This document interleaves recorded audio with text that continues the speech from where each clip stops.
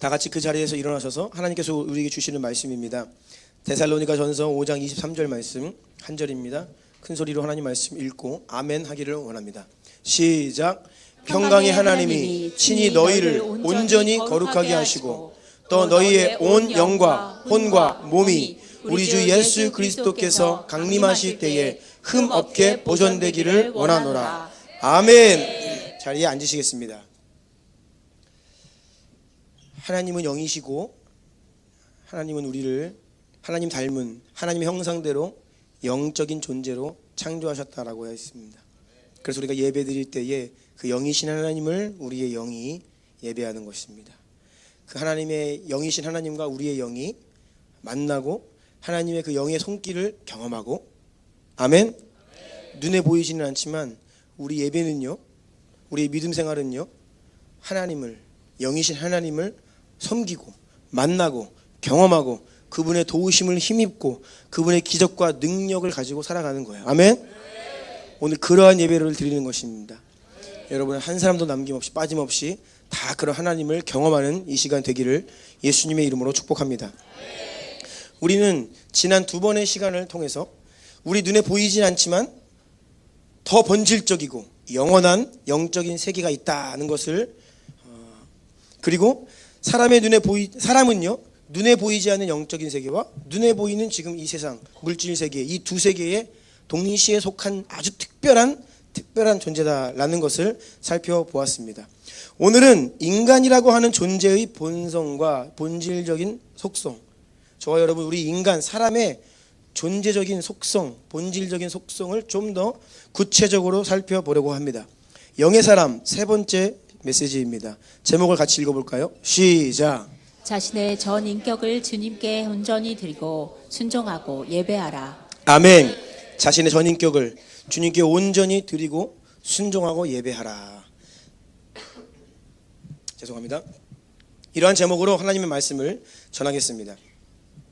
하나님께서 이 세상을 창조하실 때에 가장 먼저 창조하신 것이 무엇이었냐? 창세기 1장 1절 말씀에 태초에 하나님이 천지를 창조하시니라.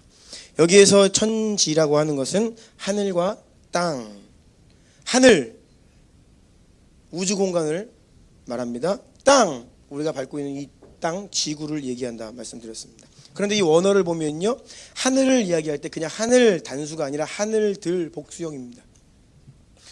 히브리인들이 오래전부터 생각하던 하늘의 개념은요, 첫 번째, 구름 아래에 있는, 소위 오늘날에 얘기하는 대기권이라고 할 수 있죠. 구름 아래에 있는 새가 날아다니는 첫째 하늘, 둘째 하늘은 그 구름 위에 광활한 하늘, 우주 공간을 말합니다. 셋째 하늘은 사도 바울과 요한이 보았고 다녀왔던 그 하나님의 계신 그 천상의 셋째 하늘, 3층 천 이렇게 이야기를 하죠. 그래서 그 창세기 1장 1절에 이 천지 할 때 하늘은 하늘들이라고 하는 복수 형태로 기록되어 있습니다. 그리고 땅은 단수입니다. 단수. 이 땅, 우리가 발을 딛고 있는 이 땅을 이야기합니다. 이렇게 하나님께서 하늘과 땅을 창조하시고 이어서 첫째 날에 빛이 있으라 명하시죠. 빛을 창조하십니다. 둘째 날 궁창을 만드십니다. 궁창 위의 물과 궁창 아래의 물로 구분을 하시죠. 셋째 날 바다를 창조하십니다. 그리고 이어서 해, 달, 별 이렇게 단계적으로 창조를 계속해 가시는데 지금 말씀드린 것들은 생명이 없습니다. 지구가 자전을 하고 공전을 하지만 생명이 있는 것은 생명체는 아닙니다. 자, 그런데 이 셋째 날부터 생명을 가진 것들을 창조하기 시작하십니다. 가장 먼저 식물들입니다. 식물은 먼저 앞서 창조되었던 것들을 의존해서 살아갑니다. 하지만 생명이 있다라는 측면에서 이전의 창조물들에 비해 우월합니다. 흙보다 식물이 흙을 의존해 살아가지만 식물은 생명이 있어요. 우월합니다. 더 높은 차원의 피조물입니다. 식물 다음에는 동물이 등장합니다. 하늘의 새, 바다의 생물들, 그리고 땅의 동물들을 창조하시는데 본래 이 동물들은요, 초식동물입니다. 식물을 먹고 살도록 창조되었어요. 이 땅에 있는 모든 동물들은 원래는 초식동물이었습니다. 죄가 이 세상에 들어오기 전에는요, 피 흘림이라는 것이, 죽음이라는 것이 없었어요. 육식을 난다? 다른 생명을 죽이는 거거든요. 피 흘리는 거거든요. 그런데 그것은 죄가 이 세상에 들어오기 전에는 없던 일입니다. 창세기 1장 29, 30절 함께 읽어볼까요? 시작.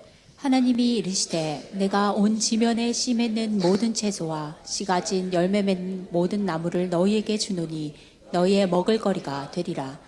또 땅의 모든 짐승과 하늘의 모든 새와 생명이 있어 땅에 기는 모든 것에게는 내가 모든 푸른 풀을 먹을 거리로 주노라 하시니 그대로 되니라.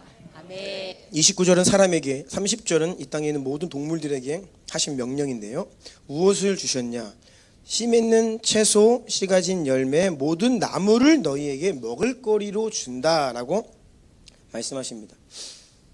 사람도 동물도 다 초식이었습니다.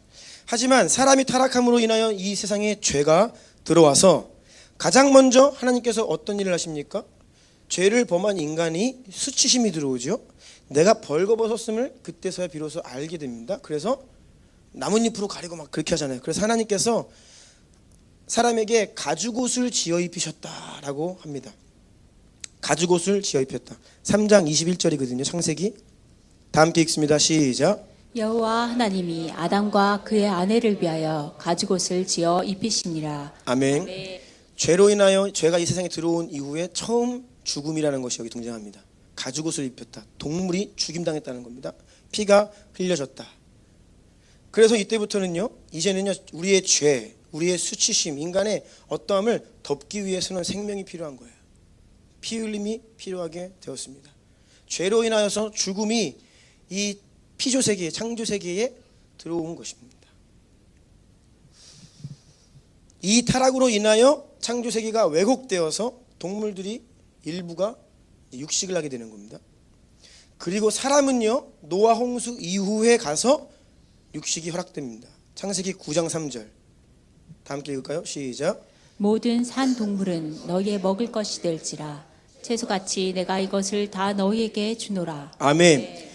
처음으로 동물을 너희에게 먹을 것을 주겠다 하면서 채소같이, 내가 지금까지 너희에게 명했던 채소같이 이제는 동물도 먹을 것을 주겠다. 노아 홍수 이후에 지구의 환경이 굉장히 열악해지고, 지금 우리가 살고 있는 지구 환경은요, 하나님 본래 창조하신 세상과는 비교할 수 없을 만큼 타락하고 왜곡되고 열악한 환경입니다. 그 이전에는 상상할 수 없을 만큼 풍성한 공간이었다라고 추측을 해볼 수 있습니다. 그래서 사람들이 오래 살지요.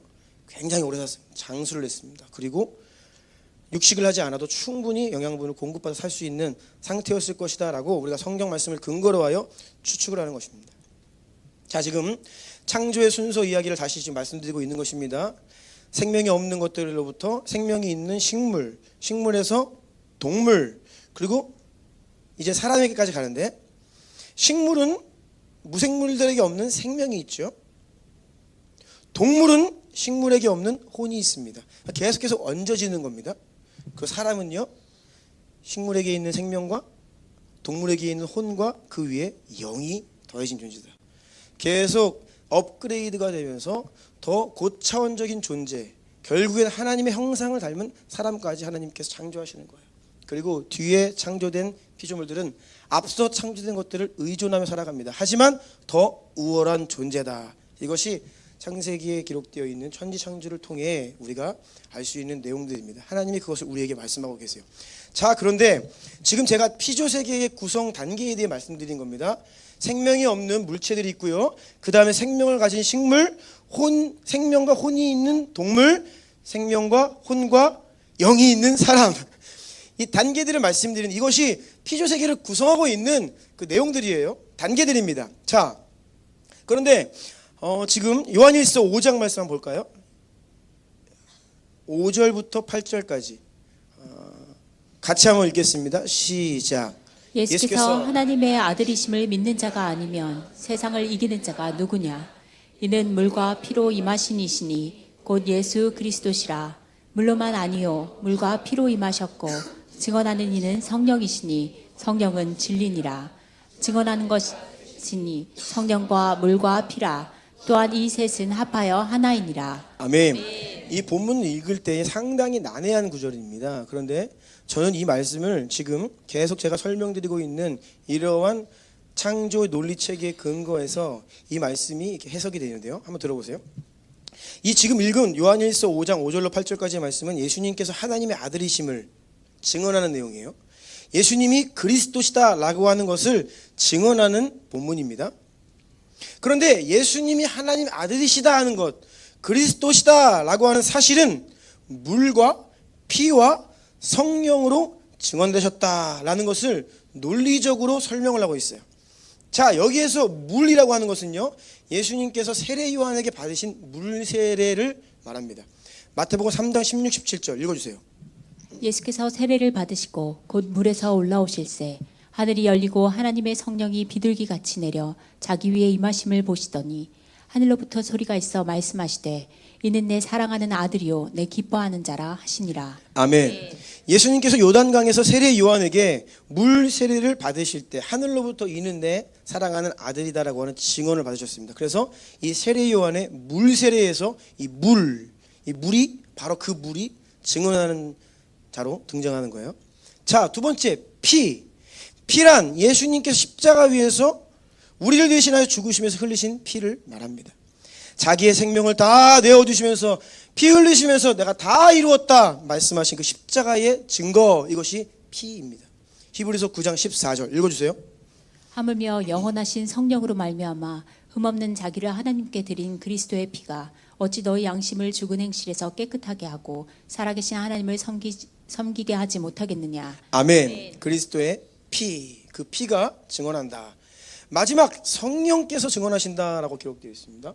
부활 이후에 약속대로 믿는 자들에게 임하신 성령, 그 성령께서 예수님이 하나님의 아들이심과 그리스도이심을 증언하신다. 지금도 우리에게 증언하고 계시다라고 하는 말씀이에요. 예수님께서 이렇게 말씀하셨어요. 요한복음 15장 26절인데요. 내가 아버지께로부터 너희에게 보내실 보혜사 곧 아버지께로부터 나오시는 진리의 성령이 오실 때 그가 나를 증언하실 것이요. 예수님이 하나님의 아들이심과 그리스도이심을 성령께서 증언하실 것이요. 예수님 하신 말씀입니다. 그리고 이 약속의 말씀은 베드로와 사도들 초대교회 때의 문자 그대로 성취되었지요. 사도행전 5장 32절입니다. 우리는 이 일의 증인이요 하나님이 자기에게 순종하는 사람들에게 주신 성령도 그러하니라 하더라. 아멘. 초대교회의 사도들은 언제나 자신들의 입술로 직접 증인이 되어 예수님이 하나님의 아들이심을 증언하였고, 지금 우리에게 임하셔서 우리 가운데 역사하시는 그 성령께서도 동일하게 증언하신다. 그래서 언제나 어디에서 누구를 전도하든지 두 증인이에요. 내가 증인이고 성령님이 나와 함께 하신 증인이에요. 율법의 두 증인이면 확정입니다. 그래서 늘 이렇게 역사하시는 거예요. 아멘. 모쪼록 이 예수님이 그리스도시다라고 하는 사실에 대해서 아까 요한일서 말씀에 물과 피와 성령이 이 셋이 함께 증언하신다. 삼중 증언을 확증하신다라고 하는 말입니다. 여러분, 물과 피와 성령, 물과 피와 영, 이것이 잘 보십시오. 앞서 제가 설명드린 피조세계의 구성 단계입니다. 피조세계에서 생명을 가지고 있는 이 피조물들의 세 단계가 물, 피, 영입니다. 식물들에게는요, 식물들은 수분으로 되어 있어요. 물로 구성되어 있습니다. 그러니까 죽으면 어떻게 해요? 말라 비틀어지죠. 살아있으면요, 뿌리로부터 수분을 공급받아서 수분이 있으면 살아있어요. 그런데 죽으면 말라 비틀어져요. 식물과 나무들의 기본 구성 요소는 물입니다. 물. 그런데 그 다음 단계 동물에게는요, 물뿐이 아니라 피가 있습니다. 피가 있다는 것은 정신세계의 혼을 가지고 있다 라는 것을 의미합니다. 무슨 동물이 정신세계를 가지고 있어요? 가지고 있습니다. 네. 잘 관찰해 보시면요, 그들도 감정이 있어요. 개들도 슬퍼합니다. 기뻐합니다. 기쁠 때는 막 날뛰어요. 막 날뛰어요. 아프면요, 막 사람처럼 시름시름 앓고요. 때로는 슬퍼하기도 합니다. 개들을 집에서 이제 기르시는 분들 좀 계시죠. 개들도요 잠자는 거 관찰하면요 꿈도 꿉니다. 우리가 잠자다가 이러면서 깨잖아요. 개들도 뭔가 꿈을 꾸나 봐. 놀라면서 막 깨더라고요. 그리고 자기를 막 학대하던 사람을 만나면 막 두려워하면서 막 피하죠. 나를 좋아해주는 주인을 만나면 막 꼬라는 감정이 있다는 거예요. 그러니까 동물 수준의, 그러니까 피를 가지고 있는 동물은 혼을 가지고 있습니다. 정신세계를 가지고 있다는 것입니다. 그리고 사람은요 영을 가진 존재죠. 그래서 물과 피와 성령 이 셋이 예수님이 하나님의 아들이심과 그리스도이심을 증언한다. 이 피조세계 전체가 그것을 증언하고 있다. 이런 이게 사도 요한의 논리예요. 그래서 사도 요한의 이 요한 1서 분석을 해보면요 굉장히 논리적입니다. 놀라울 정도로요 이게 어떻게 이것을 의도하고 썼을까라고 할 만큼 굉장히 논리적으로 그 진리를 설명하고 증언하는 것을 볼 수 있어요. 세례 요한의 물 세례가 예수님에 대한 증언의 아주 기초입니다. 이러한 이유로 공관복음을 보면 그 첫 시작에 늘 세례 요한으로부터 이 물 세례를 받으신 예수님의 그 내용이 반드시 기록되어 있습니다. 마태, 마가, 누가복음. 그리고 십자가의 피, 마지막으로 임하신 성령 하나님의 증언. 이것이 예수님에 대한 삼중 증언이다 라고 하는 말씀입니다. 아까 그 말씀 요한일서 다시 한번 띄워주시겠어요? 좀 앞으로 가서 5장 5절로 8절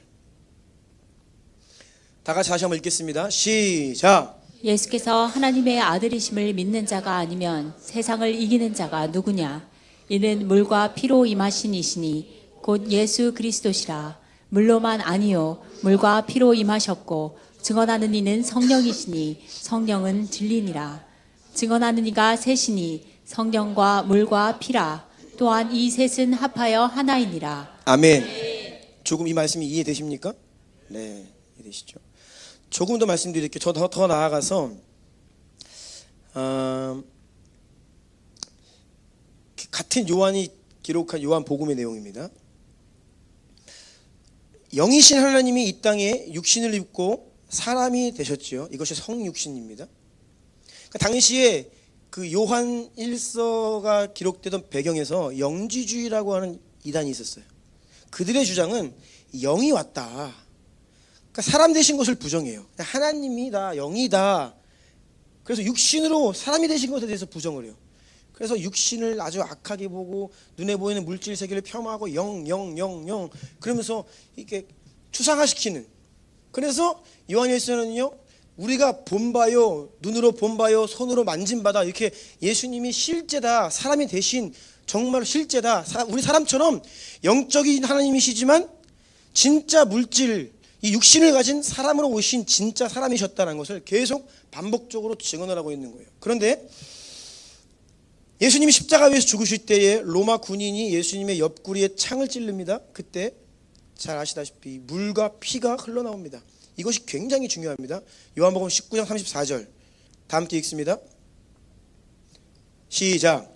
그중 한 군인이 창으로 옆구리를 찌르니 곧 피와 물이 나오더라. 아멘. 그래서 이 말씀을 아까 말씀드린 그 요한일서 말씀과 같이 보셔야 됩니다.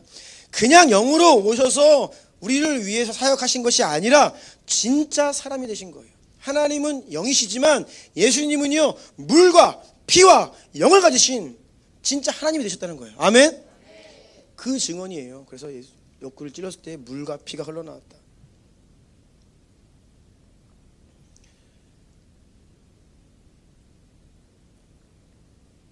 그래서 온 피조세계가 낮은 차원의 생명으로부터 하나님의 형상을 닮은 사람에 이르기까지 성령께서도 예수님이 하나님의 아들 되심을 증언하고 있다. 아멘. 여러분 이 사실을 믿으셔야 합니다. 이 사실을 믿으셔야 합니다. 아멘. 사람은 두 가지 세계, 물질 세계와 영적인 세계에 모두 속한 존재라고 하였습니다. 육체에는 기관들이 있습니다. 육체의 기관, 오감이라고 하죠. 그래서 이 오감을 통해 우리가 눈에 보이는 이 세상 물질 세계를 인식하고 소통을 하게 됩니다. 마찬가지로 사람은 동시에 영적인 존재이기 때문에 영적인 기관들이 있습니다. 이것을 영적인 기관을 통해 영이신 하나님과 소통을 하고 영적인 세계를 인식할 수 있어요. 자, 육신에 눈이 있습니다. 그렇죠? 영에도 눈이 있습니다. 육신에 입이 있습니다. 영에도 입이 있습니다. 사람에게는 물질 세계와 소통을 하는 몸의 지체들, 기관들이 있는 것처럼 영적인 세계와 소통하는 영의 기관들도 있다는 것입니다. 그런데 오히려 이 영의 기관들, 영적인 기관들, 지체들이 더 본질적입니다. 눈에 보이는 육신의 기관들은 오히려 영의 기관들을 반영하는 그림자와 같다. 이것을 지금 계속 말씀드리고 있습니다. 누가복음 11장 14절을 보실까요?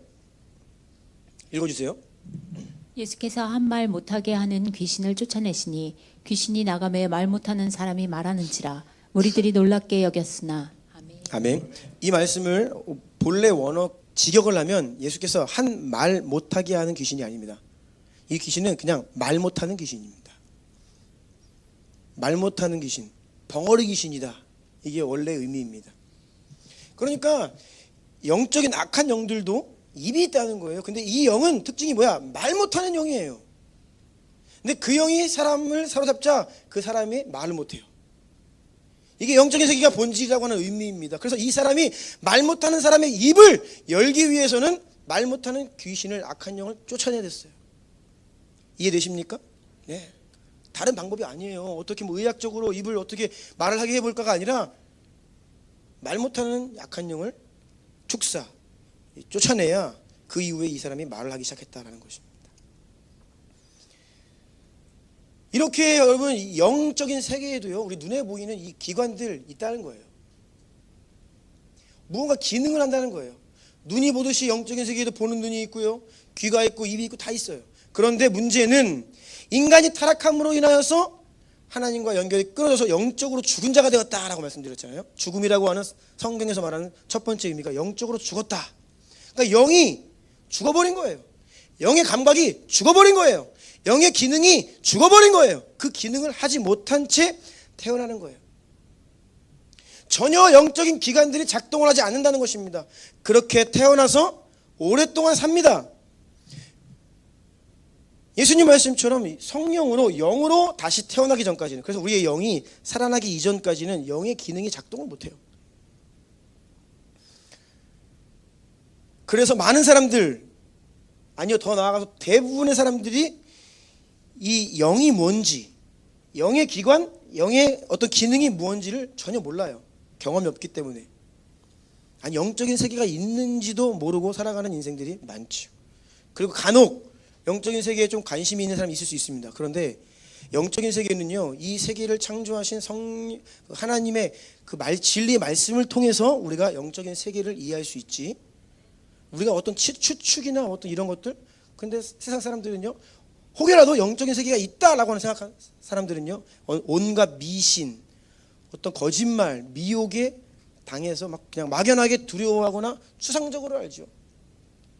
사람들이 왜 어두우면, 깜깜하면 무서워합니까? 그러니까 뭔가 있는 거예요. 두려워하면 하는 마음이. 불 켜면 화나고, 불 끄면 그냥 그걸, 불이 전기가 들어왔다 나갔다 일 차이일 뿐인데 환하게 있으면 안 무섭다가 끄면 또 무섭다고 느껴. 그래서 뭔가 이게 그러면서 여름만 되면 또 공포영화를 또 보면서 귀신이 있나 봐 이러면서, 그러니까 이 막연한 두려움을 가지고 산다는 거죠. 막연한 두려움. 이게 다 이 원수가 미디어를 통해 무지한 인간들에게 거짓말로 미혹해서 그 사람들의 두려움을 사로잡고 있는 거예요. 여러분, 진리의 말씀 위에 쓰셔야 합니다. 두려워하지 마십시오. 네. 영적인 세계는요, 이 영적인 세계를 창조하신 창조주가 알려주시는 만큼만 우리가 알 수 있고요, 성경 말씀을 통해서만 알 수 있는 것입니다. 우리가 매일 읽고 선포하는 예수님의 보혈 선포 기도문이 있습니다.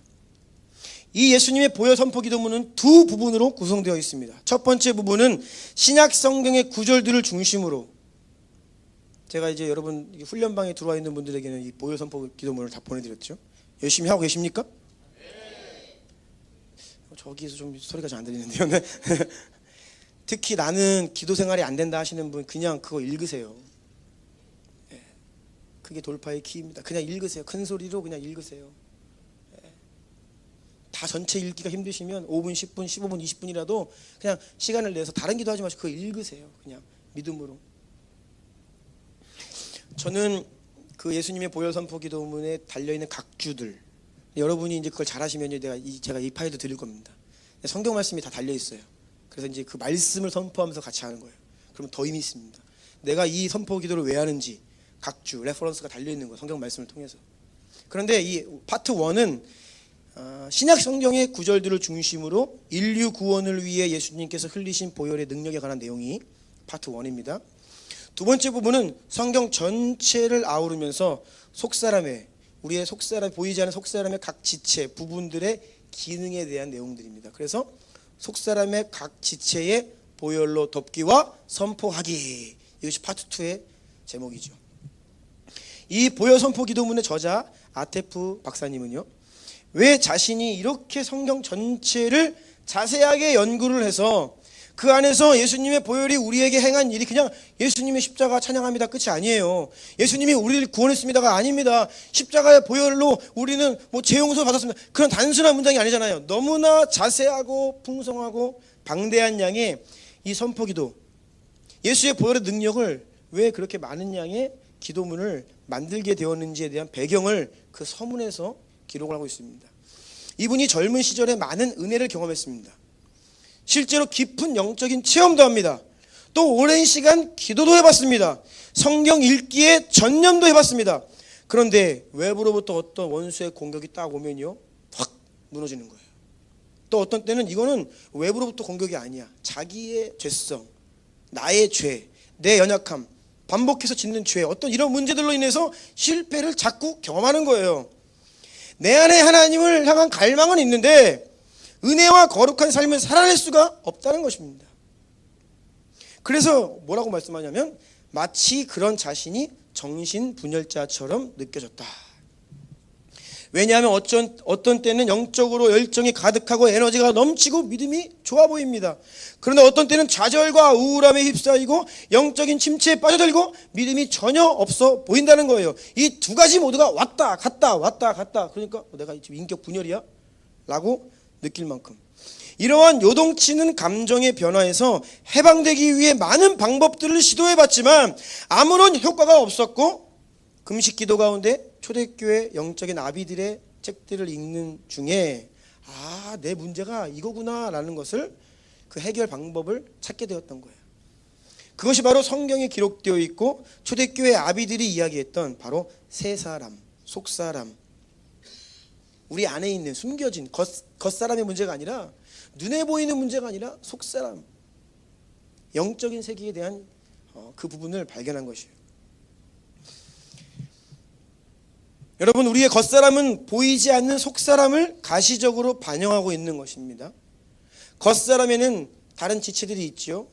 다시 말씀드립니다. 머리, 눈, 귀, 입, 손, 다리를 거느리고 각 지체가 고유한 기능들을, 역할을 하게 됩니다. 마찬가지로 속사람도 그와 같은 지체들을, 부분들을 가지고 있고 각각 저마다 고유한 영적인 기능을 하고 있다는 것을 발견한 거예요. 따라서 그는 자신의 그 인격 분열의 문제가 속사람의 보이지 않는 영적인 세계의 문제라는 것을 깨닫고 속사람을 강건케 하는 그 기도를 해야 될 필요성을 느낀 거예요. 우리가 자라가지요. 키가 커가고 그러면서요. 이전에는 아이들도요. 처음에는 잘 못 봅니다. 그런데 자라가면서 더 잘 보게 됩니다. 이해력도 더 잘 생기고요. 아이들은요. 이렇게 냄새도 좀 둔감한 것 같아요. 그렇죠? 자기 은간 냄새도 잘 못 맡는 것 같아요. 보면. 근데 이제 커가면서 우리가 경험과 이런 감각들이 발달하면서 뭐가 이게 좋은 냄새이고 이게 안 좋은 냄새인지를 분별할 수 있고 자라간다는 거예요. 육신이. 마찬가지로 영도 자라가야 된다는 것을 깨달았던 거예요. 다음의 말씀들이 우리의 속사람에 대한 성경 구절들입니다. 쭉 한번 읽어주세요. 로마서 7장 22, 23절입니다. 내 속사람으로는 하나님의 법을 즐거워하되 내 지체 속에서 한 다른 법이 내 마음의 법과 싸워 내 지체 속에 있는 죄의 법으로 나를 사로잡는 것을 보는도다. 계속 읽어주세요. 고린도후서 4장 16절. 그러므로 우리가 낙심하지 아니하노니 우리의 겉사람은 낡아지나 우리의 속사람은 날로 새로워지도다. 에베소서 3장 16절입니다. 그의 영광의 풍성함을 따라 그의 성령으로 말미암아 너희 속사람을 능력으로 강건하게 하시오며 에베소서 4장 22절로 24절입니다. 너희는 유혹의 욕심을 따라 썩어져가는 구습을 따르는 옛사람을 벗어버리고 오직 너희의 심령이 새롭게 되어 하나님을 따라 의와 진리의 거룩함으로 지으심을 받은 새 사람을 입으라. 골로새서 3장 9절로 10절입니다. 너희가 서로 거짓말을 하지 말라. 옛사람과 그 행위를 벗어버리고 새 사람을 입었으니 이는 자기를 창조하신 이의 형상을 따라 지식에까지 새롭게 하심을 입은 자니라. 아멘. 아멘. 자, 이렇게 성경은요, 우리의 존재가 눈에 보이는 겉사람과 눈에 보이지 아니하는 더 본질적인 속사람으로 이루어져 있음을 이야기하고 있다라는 것입니다. 자, 여기에서 조금 더 인간의 존재, 성경이 어떻게 말씀하고 있는지에 대해서 자세하게 살펴볼 필요가 있습니다. 인간의 존재에 대한 설명, 인간의 본성에 대한 설명이라고도 합니다. 크게는 세 가지 설명이 있어요. 이 속사람, 사람의 존재가 어떻게 구성이 되어 있는가. 첫 번째는 이분설이라는 게 있습니다. 이것은요, 속사람인 영혼과 겉사람인 육신을 가진 존재, 육신과 몸과 영혼, 그러니까 두 존재로 이렇게 구분할 수 있다. 이것이 이분설적인 사람에 대한 설명입니다. 두 번째는 이보다 세분화하여서 영과 혼과 육, 눈에 보이는 육신과 또 영이 있지만 그 사이에 이 혼이라는 게 있다. 지식과 감정과 의지, 이 혼적인 부분이 있다. 그래서 세 가지로 나눕니다. 삼분설입니다. 마지막으로 이런저런 사람은 나눌 수 있는 게 아니다. 이게 구분할 수가 없다. 전인격 존재다. 그냥 사람은 사람이다 라고 하여서 단일체로 설명하는 단일설이 있어요. 그러니까 이분설, 삼분설, 단일설 지금 말씀드렸습니다.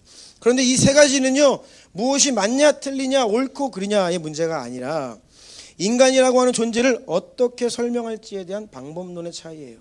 여기에서 바라보냐, 여기에서 바라보냐, 저기에서 바라보냐. 그것의 차이입니다. 누군가에게 저라고 하는 사람을 설명해 보세요 라고 하면 각기 다른 워딩을 사용하겠죠. 그렇죠?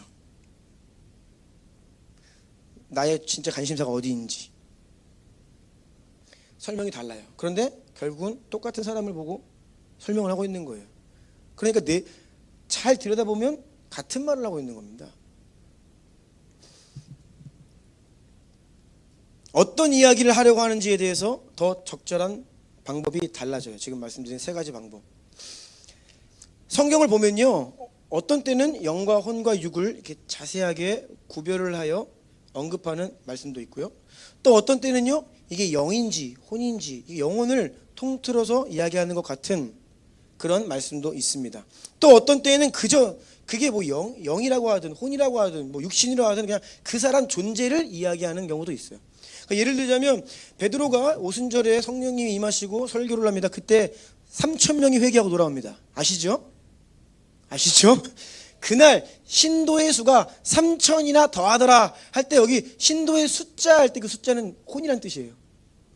근데 그거는 지금 혼을 이야기하는 게 아니에요. 그냥 인간이라고 하는 전인격을 지칭하는데 혼이라고 하는 말을 쓴 거예요. 3,000명이나 더했다 하는데 그 명을 그냥 눈에 보이는 육신의 명이라고 하지 않고 혼이다 이렇게 표시를 했어요. 원어로 보자면. 그러니까 이렇게 다르다는 거예요. 때때로. 제가 어떤 편견이나 전제 없이 이 세 가지 주장을 자세하게 살펴보았어요. 이게 신학교 시절에도 여기 제가 관심 분야 중에 하나였습니다. 그래서 저의 편견과 어떤 그걸 다 내려놓고 한번 객관적으로 한번 보자 봤어요. 보니까 저는 참 이렇게 웃음이 나오더라고요. 왜냐하면 다 맞아요. 다 맞아요. 이렇게 얘기하는 것도 맞고 이렇게 얘기하는 것도 맞아요.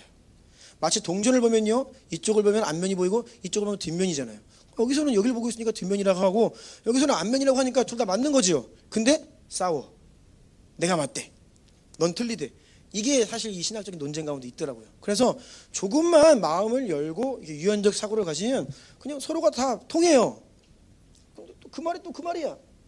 이를테면 영혼육 삼분설자들과 이분설, 영혼과 육, 이분설 막 싸우는데 보니까 같은 말을 해요.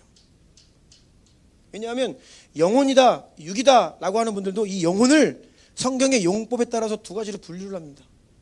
이럴 때는 이렇게 쓰고 이럴 때는 저렇게 써요. 이 두 가지를 구분해서 이야기를 해요. 그럼 그 구분을 시키면 3분이 되는 거예요. 이해되시나요? 잘 안 되신 것 같아서 표를 보여드릴게요. 띄워주세요. 표를. 제가 그럴 줄 알고 오늘 아침에 만들었습니다. 네. 제가 설명이 좀 부족할 것 같아서 오늘 아침에 만들었어요. 그래서 사람은 전인격적인 존재죠. 그래서 그냥 사람은 뭐 어떻게 구분할 수가 없다. 하지만 또 영혼과 육으로 구분할 수 있고 또 영혼에는 영과 혼으로 이렇게 구분할 수 있다. 원어를 보면 히브리어에는 루아, 렙, 네페시, 바사르 이렇게 세 가지로 구분이 되고요. 푸뉴마, 푸시케, 소마 신약 성경이 기록되어 있는 헬라 그리스어입니다.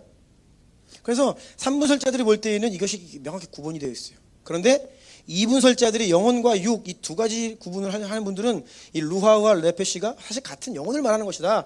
푸뉴마와 푸시케가 같은 영혼을 얘기하는 것이다 라고 이야기하는데 용법이 어떻게 다르냐면 2분설자들의 주장이에요. 영혼을 이야기할 때 특히 우리의 영혼이 하나님과의 관계를 설명할 때는 루아와 푸뉴마를 쓴다.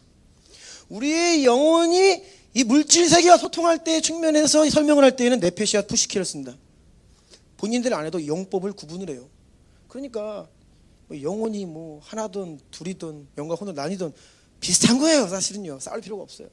그리고요 우리말 성경에는요 이러한 영과 혼의 이 그 원어의 차이에 따라서 정확하게 번역이 안 되어 있습니다. 막 섞여 있어요. 마음, 뭐 심령, 혼.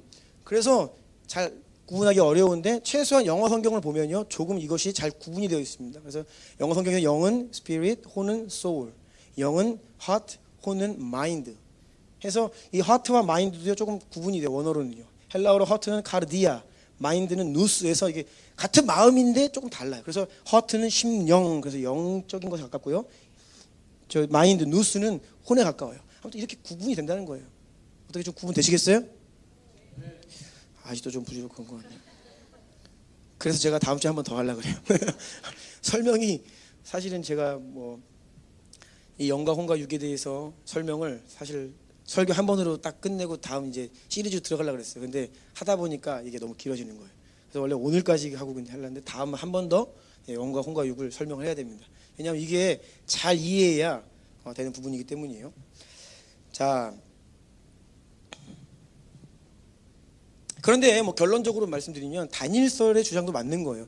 우리가 물이라고 하는 여러분 물의 원소 기호가 뭐예요? 또 중고등학교 때 과학 시간에 자 뭐예요? 다 아시죠? H2O예요. 수소 2개와 산소 1개. 이게 결합되어 있을 때 물이 되는 거예요. 이거를 따로 떨어뜨리면 수소 2개, 산소 하나. 그건 아무것도 아닌 거예요. 물이 아니에요. 그거는. 마치 이런 의미에서 사람의 어떠한 존재도요. 우리가 이게 조금 이렇게 설명과 어떤 디테일한 적용을 위해서 구분을 하지만 따로 떨어져서 존재할 수가 없는 겁니다. 인간은요 전인격적으로 함께 존재하는 거예요. 아멘. 네.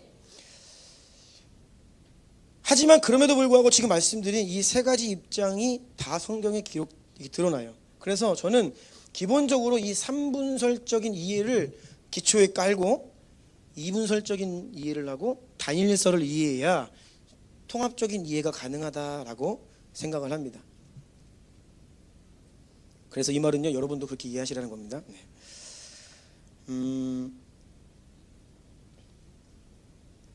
사람은요 영과 혼과 육이 하나로 결합되어 한 사람으로 존재한다라고 했습니다. 따라서요 사람을 셋으로 구분할 때는 영혼 육, 둘로 구분할 때는 영혼과 육 이렇게 조금 설명하는 거의 차이에 따라서 달라진다는 것을 이해하시고요. 자, 3분설적인 입장을 조금 더 설명을 드리겠습니다. 육체에는 오감이 있습니다. 그런데 무언가를 느낄 때 그것이 단지 몸이 기능하는 게 아닙니다. 잘 보세요. 우리의 마음이 혼이 그 육신의 기능과 몸의 기능과 같이 작동합니다. 우리가 무엇을 봐요? 불쌍해요. 불쌍하다는 것은 감정이잖아요.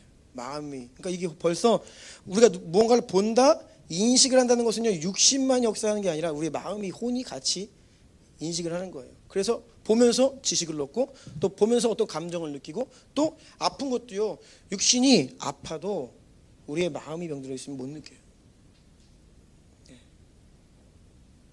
그래서 이게 같이 혼과 육이 언제나 같이 역사한다. 혼은요 이 몸을 이렇게 인식하고 받아들이는 이 매개체 역할을 하는 것이 혼이에요. 그런데 영이 역사할 때도 마찬가지입니다. 영이 역사할 때도 혼은 늘 영과 함께 이래요. 영이 느끼는 것을 우리의 마음이, 혼이 동시에 인식합니다. 몸이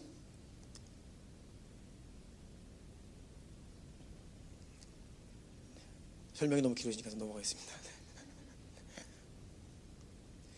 다음 시간에 좀 더 구체적으로 다루고요. 사람은 그래서 영적인 존재다라는 것을 지금 말씀드리는 거. 눈에 보이는 것이 전부가 아니라 우리의 말로 다 설명할 수는 없지만 성경이 증언하고 있는 마음의 영적인 문제들이 있다라는 것을 말씀드리고 있습니다. 특별히 우리의 속사람의 영이 우리 존재의 가장 본질적이다라는 것이에요. 그런데 사람이 영적으로 죽어 있다. 너무나 영이 죽은 채로 오래 살았다. 그래서 우리는요 주로 어디에 익숙하냐? 육과 혼에 익숙합니다. 육과 혼에 익숙해요. 하나님이 본래 우리를 하나님의 형상대로 창조하셨다는 것은요 영이께요. 하나님과 연결돼요. 하나님의 말씀에 순종하며, 그러니까 영이 혼과 육을 지배하도록 다스리도록 우리를 창조하신 거예요. 그런데 죄로 인하여 영이 죽었기 때문에 더 이상 하나님의 말씀이, 성령이 우리를 지배하지 못하시고 어떻게 해요? 그냥 육신의 본성대로, 자기의 생각대로, 각기 소견에 오른 대로 살게 되는, 이것이 죄인으로 태어나 살아가는 인간의 모습이다라는 것입니다. 그래서 우리가 지금도 마찬가지예요. 어디에 익숙하냐? 여러분, 영적인 것보다 혼적이고 육신적인 것에 익숙해요. 매우 혼적이고 육신적인 것에 익숙합니다. 그래서 이 광고하는 걸 보면요 철저히 사람의 이 육신적이고 혼적인 것을 자극해가지고 물건을 팔아먹는다. 죄송합니다. 네, 판매를 합니다. 우리 교회도 비즈니스 하는 분이 계신데 팔아먹는다는 좀 죄송합니다. 네, 먹는 거 맛있게 보이면 돼요. 아, 맛있어 보인다. 그 육신의 감각을 자극하는 거예요. 그리고 우리는 거기에 익숙해요. 그냥 딱 보면 예전에 먹었던 그 기억이 다 그냥 소환되는 거예요. 그래서 아, 오늘은 집에 가서 치킨 딱 되는 거예요. 예.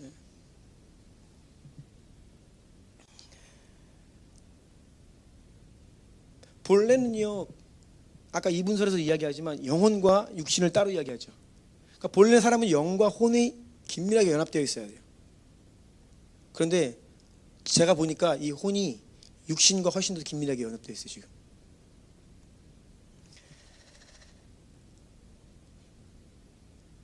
교회에서요 영적인 말을 하잖아요. 그러면 구원받지 못한 분들은 무슨 말인지 잘 몰라요. 도대체 무슨 말을 하는 거야?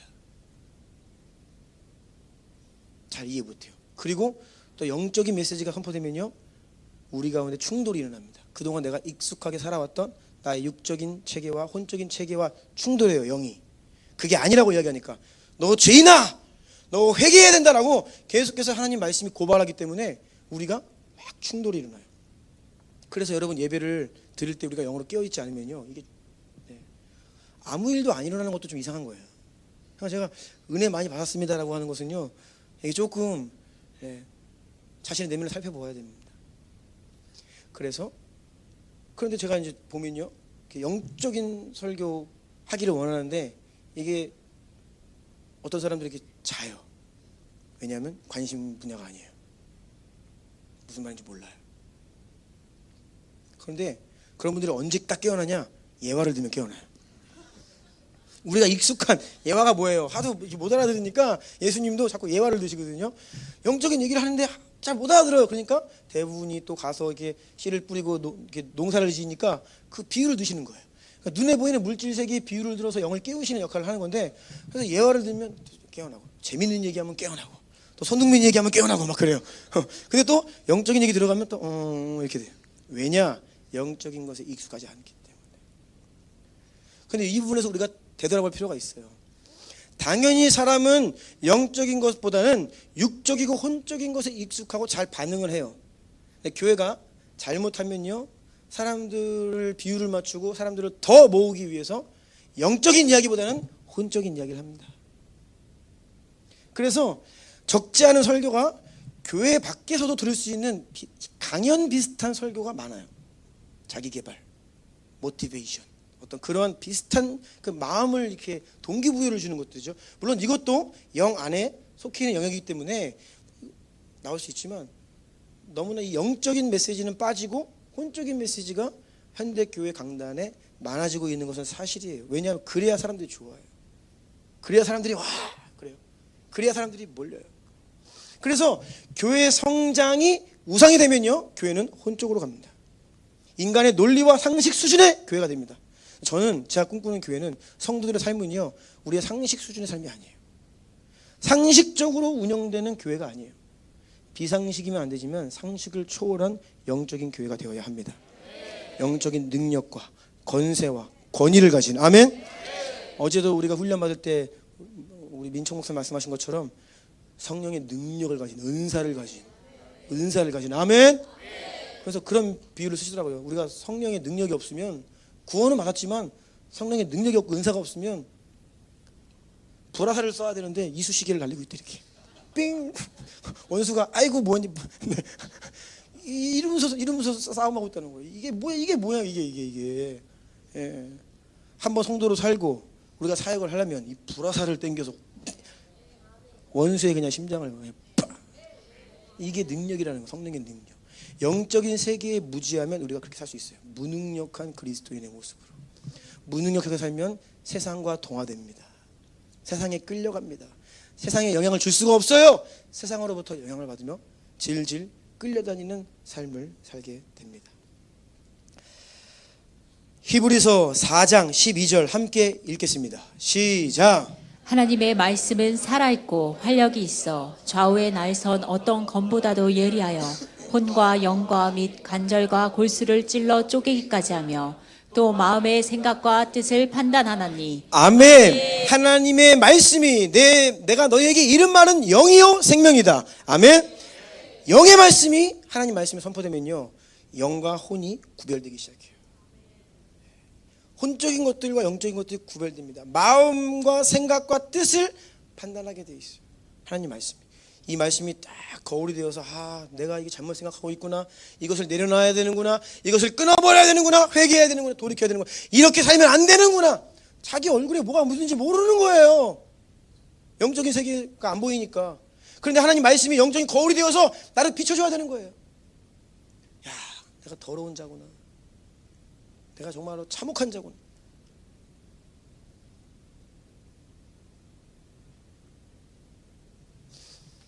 하나님 말씀이 우리에게 선포되고 살아 역사하면요, 반드시 우리가 기존에 가지고 있었던 익숙했던 삶의 방식과 혼적의 육신적인 것과 충돌하게 되어 있어요.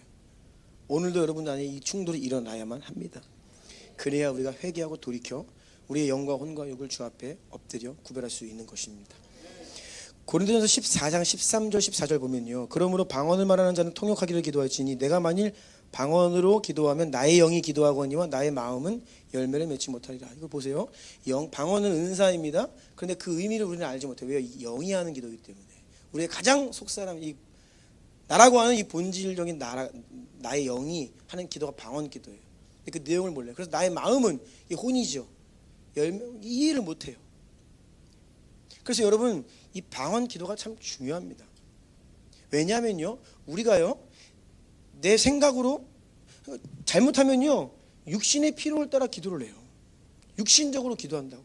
아프니까, 필요하니까, 뭐가 부족하니까 기도해요. 물론 하나님은 모든 문제를 감사함으로 이렇게 기도하라 하셨기 때문에 기도해야 되지만, 우리의 기도가 육적인 필요에 제한될 수 있다는 거예요.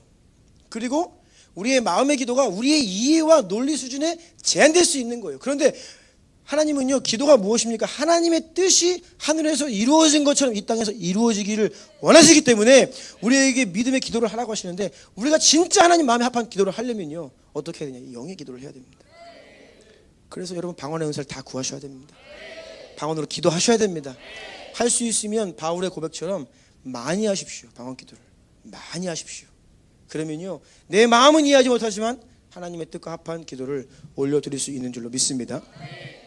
영과 혼과 육, 이것은요, 이 구원의 여정에서도 보면요, 알 수 있어요. 그 표를 한번, 두 번째 표를 한번 띄워주겠어요? 이것은 다음 주에 조금 더 자세하게 설명을 드릴 텐데요. 여러 가지 내용 중에서 특별히 이 칭의, 성화, 영화의 이제 측면에서 우리가 이 성경을 보면요, 그러니까 때로는 막 이해가 안 되는 거예요. 뭐지? 나 구원 못 받았나? 이 세 가지 측면이 어디에 포커스를 두고 중점을 두고 하나님께서 말씀하시는지를 보아야 그 말씀이 더 디테일하게 우리에게 들어온다는 것이죠. 그래서요, 그 니고데모에게 예수님 말씀하신 것처럼 사람이 거듭나야 한다는 말 이상히 여기지 말라. 영으로 다시 태어나야 된다. 그러니까 우리가 예수님 믿고 중생과 회심을 한다라고 하는 것은요, 우리의 영으로 새롭게 영에 대한 일을 하고 계시는 거예요.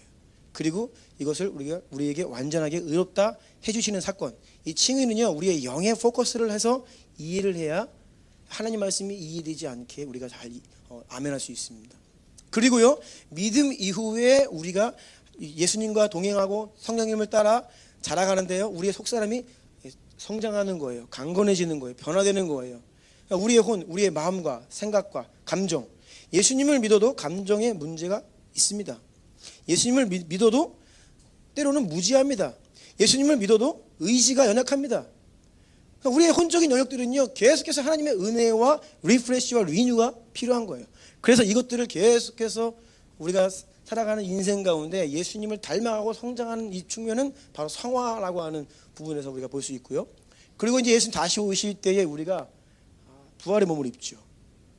그러니까 고린도전서 말씀에 그러므로 누구든지 그리스도 안에 있으면 새로운 피조물이라 이전 것은 지나갔으니 보라 새 것이 되었다 하는데, 새 것이 되었다, 새로운 피조물이라 그러는데 내 얼굴은 왜 그러냐는 거예요.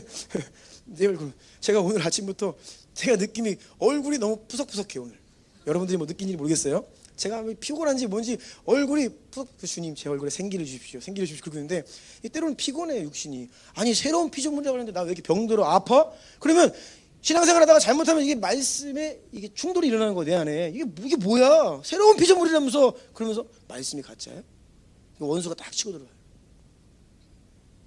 그러한 선언은요, 이런 우리의 영, 속사람을 중점적으로 선포하시는 말씀인 거예요. 아멘. 네. 우리의 육신은요, 결국은 다 병들고 늙고 죽습니다. 한 번 죽습니다. 나사로도 부활했지만 다시 죽었습니다. 우리 모두는 예수님 다시 오시는 그날에 부활의 몸을 입게 되죠. 아멘.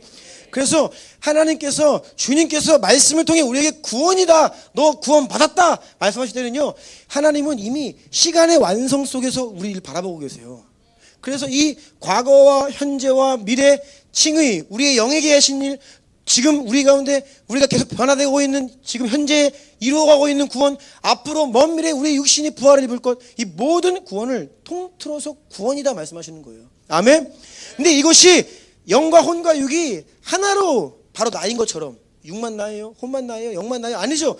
이 영과 혼과 육이 나라고 하는 존재인 것처럼 구원도요, 이 세 개가 하나로 묶여 있어요. 어느 하나만 따로 떼어내서 있다? 다른 게 없다? 그럼 믿는 게 아닙니다. 구원이 아닙니다. 내가 예수님의 은혜 십자가 부활을 믿고 구원을 받았어, 의롭다 여기를 받았는데 지금 변하고 있지 않다? 죄송하지만 성경에서는 그런 구원은 말씀하고 있지 않아요. 그러니까 제가 개인적으로 이 말씀을 통해 확신하고 있는 바는, 구원의 확신은요, 다른 것으로 하는 게 아니에요. 나는 지금 변화되고 있는가? 나는 지금 성장하고 있는가? 나는 계속해서 하나님의 나라를 향해 달려가고 있는가? 그 ING의 현재의 구원을 통해 과거의 구원을 확증하고 미래의 구원을 소망할 수 있는 거예요. 아멘이십니까? 어느 거 하나 빠지면요, 이건 안 되는 거예요. 통합적인 거예요. 전인격적인 것입니다. 이것은 다음 주에 조금 더 자세하게 다룰 겁니다.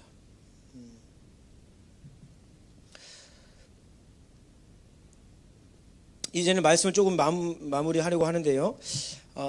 하나님께서요, 그래서 우리에게 이 영과 혼과 육의 전인격을 말씀하시면서요, 이 전인격의 구원을 말씀하시면서 동일하게 지금 우리에게 무엇을 명령하시냐면, 이 영과 혼과 육 전인격으로 하나님을 예배하고 순종할 것을 말씀하십니다. 성경을 보면요, 이렇게 하나님은요 다차원적으로 우리에게 명하고 계세요. 요한복음 4장 24절 함께 읽습니다. 시작.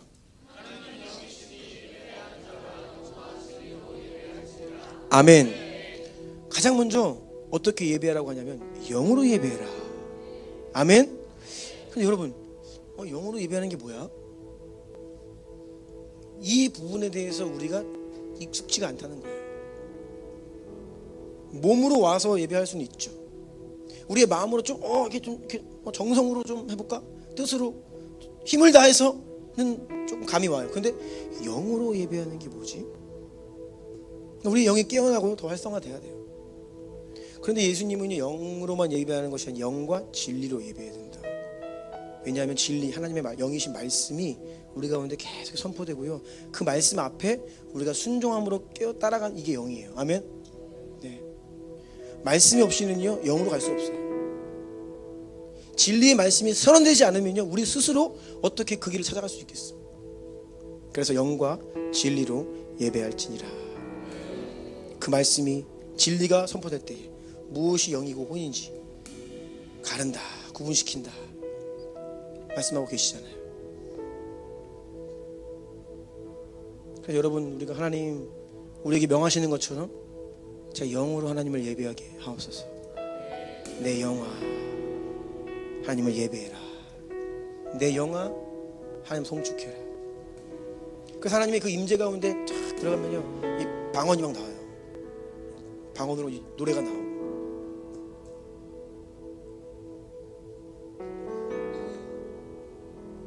우리에게 영으로 예배해라 말씀하시는 그 하나님은요 또한 우리에게 마음의 중심으로 예배해라 말씀하십니다. 사무엘상 16장 7절 함께 읽어볼까요? 시작.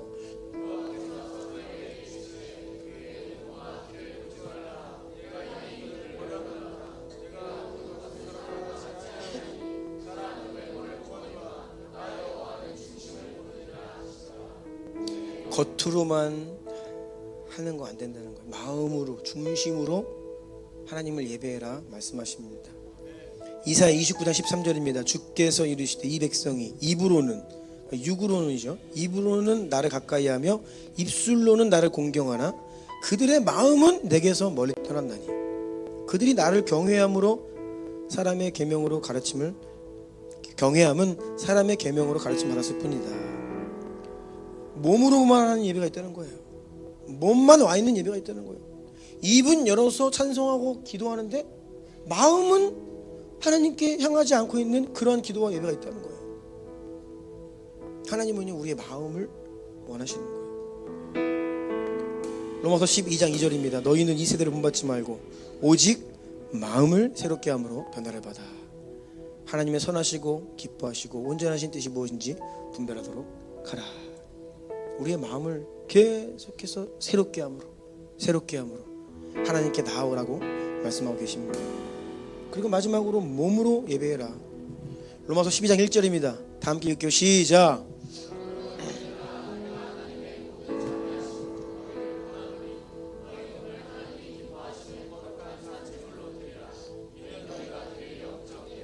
아멘. 몸을 이것도 너무 중요해요.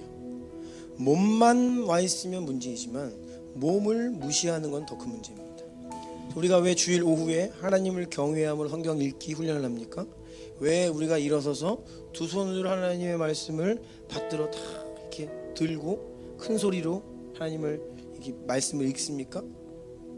우리의 존재가 영혼육 합일체이기 때문에 내 영이 하나님을 예배하고 내 마음이 주님을 갈망하고 그러기에 내 육신도 합당한 태도로 주 앞에 서는 거예요. 아멘. 우리의 몸이 육신이 아무것도 아닌 것 같지만 연결되어 있습니다. 왜 통성기도 한다고요? 영을 깨우는 거예요. 내 잠자는 속사람을 깨우기 위해 부르짖어 주야 하는 거예요. 정말로 그렇게 주야 하면요 마음이 속사람이 깨어나요. 하나이기 때문에. 제가 말씀드렸죠. 다리를 딱 꽂고선 회개 못합니다. 연결되어 있는 거예요. 거만한 태도로 딱 이러고선 회개 못해요. 주님 앞에 회개에 합당한 자세는 무릎 꿇고 엎드리는 거죠. 연결되어 있는 거예요. 우린 너무나 많은 걸 잃어버렸어요. 초대교회 성도들은요 실제로 왕에게 엎드려 경배했어요. 시편에도 엎드려 경배한다는 표현이 많이 나오잖아요. 근데 오늘날에 엎드려 경배합니까? 안 하죠. 이게 육의 것들 너무 무시하는 거예요. 하나님은 전인격으로 너희를 구별해라. 전인격으로 순종해라. 전인격으로 예배해라. 이렇게 말씀하고 계십니다.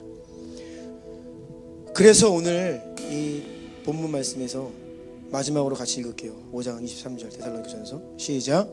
평강의 하나님이 친히 너희를 온전히 거룩하게 하시고 또 너희의 온 영과 혼과 몸이 우리 주 예수 그리스도께서 강림하실 때에 흠없게 보존되기를 원하노라. 아멘. 아멘. 우리 한번 눈을 감아볼까요? 오늘 말씀을 통해서 하나님이 나에게 특별히 하이라이트하고 계시는 부분이 있는지를 주목하기를 원합니다. 나의 어떠한 부분, 내 마음, 내 영, 내 몸, 육신, 겉사람, 속사람, 어디를 봐도 하나님 앞에 합당하지 않은 영역이 없도록 예수의 보혈로 우리의 모든 영역을 다 덮고 주님께 구별하여 주님 것입니다 내어드리고 진리의 말씀을 가까이 함으로 구체적으로 순종하고 또 그렇게 하나님을 예배하는 우리 모두가 되어야겠습니다. 하나님은 지금 이 회복을 원하고 계세요. 교회들에게, 성도들에게 이 회복을 원하고 계십니다. 여러분의 속사람을 향해 선포하세요. 내 영혼아 깨어나라. 내 영혼아 깨어나라. 내 영혼아 또 온전히 하나님을 예배해라. 마음을 다하여 뜻을 다하여 힘을 다하여 주 너의 하나님을 사랑하라. 이것이 회복되어야 됩니다. 우리 하나님께서 오늘 주시는 마음을 가지고 좀 기도하기를 원해요. 기도하기를 원해요. 회개하기를 원하고 결단하기를 원하고 하나님을 향하지 않고 있는 우리의 어떤 삶의 영역이 있다면 그 영역을 향해 선포하고 주님께 돌이키기를 원합니다. 두 손을 들고 주의 이름 세 번 부르고 기도합니다. 주여! 주여!